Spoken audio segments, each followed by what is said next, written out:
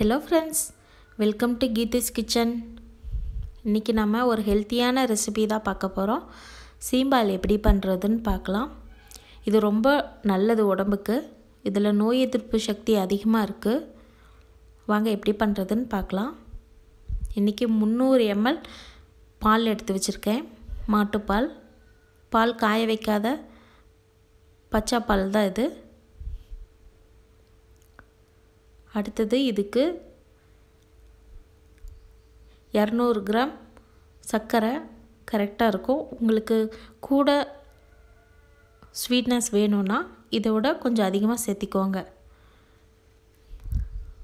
1 litre போல சீம்பால் எடுத்து வச்சிருக்கேன். மாடு கண்ணு போட்டு ஃபர்ஸ்ட் நாள் கறக்கிற பால் தான் சீம்பால். இது மஞ்சள் கலர்ல தான் இருக்கும். கொஞ்சம் ஏலக்காயை சர்க்கரை சேர்த்து பொடி பண்ணி ஏலக்காய் தூள் வச்சிருக்கேன்.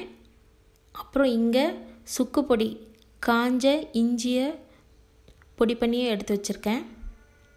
இது சேர்க்கும்போது பாலோட வாசம் நமக்கு வராது.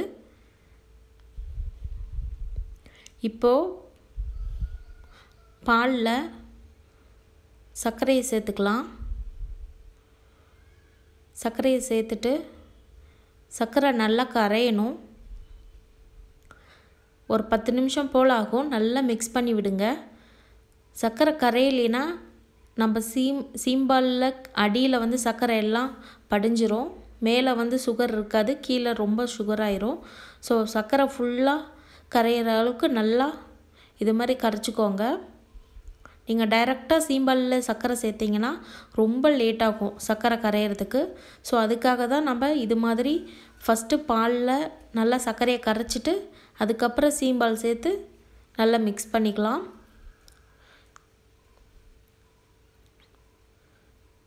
பத்து நிமிஷத்துக்கு மேலேயே ஆச்சு. நல்லா சர்க்கரை எல்லாம் நல்லா கரைஞ்சிருச்சு. இப்போ இதல எடுத்து வச்சிருக்கிற பாலையும் சேர்த்துக்கலாம். சேர்த்தாச்சு. இப்போ இதெல்லாம் நல்லா mix பண்ணிடலாம். இப்போ இந்த பாத்திரம் ஃபுல்லா இருக்கு. இது அப்படியே வச்சு வேக வைக்க வேண்டாம்.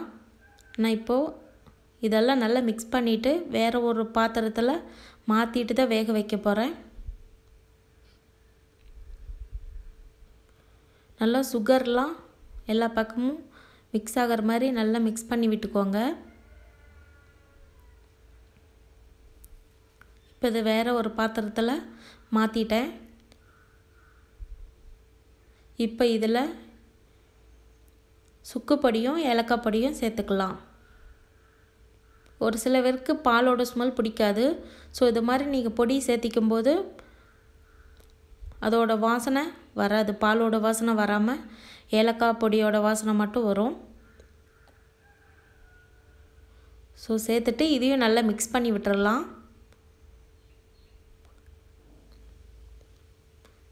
சோ இப்போ இது ரெடி ஆயிருச்சு. அடுத்து எப்படி இத வேக வைக்கிறதுன்னு பார்க்கலாம். குக்கர்ல கொஞ்சமா தண்ணி விட்டுட்டு அதுல இது மாதிரி ஒரு ஸ்டாண்ட் வச்சிருங்க.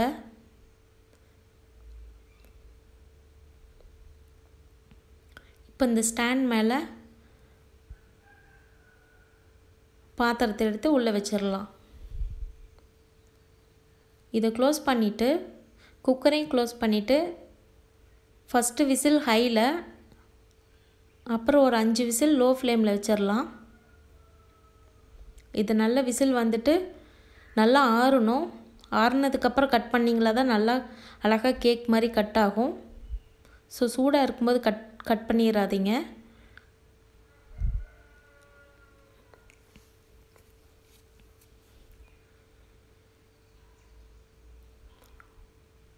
விசில் வந்தோனே நான் எடுத்து ஆற விட்டுட்டு அதுக்கு அப்புறம் கட் பண்ணிருக்கேன். பாருங்க நல்லா கேக் மாதிரி கட் ஆயிருக்கு. நல்லா சாஃப்ட்டாவும் இருக்கு. நீங்க ரொம்ப நேரம் வேக விட்டீங்கனா சாஃப்ட்டா இருக்காம ரொம்ப ஹார்ட் ஆயிரும். இது ரொம்ப ஹெல்தி. நோய் எதிர்ப்பு சக்தியை அதிகரிக்கும். நீங்க இத 1 வீக் வரைக்கும் ஃப்ரிட்ஜ்ல ஸ்டோர் பண்ணி வச்சுக்கலாம். கெட்டு போகாது. ரொம்ப நல்லா இருக்கும். கண்டிப்பா உங்களுக்கு இந்த பால் கிடைச்சதுனா ட்ரை பண்ணி பாருங்க இது மாதிரி. ட்ரை பண்ணி பார்த்துட்டு எப்படி வந்ததுன்னு கீழ இருக்கிற கமெண்ட் பாக்ஸ்ல கமெண்ட் பண்ணுங்க.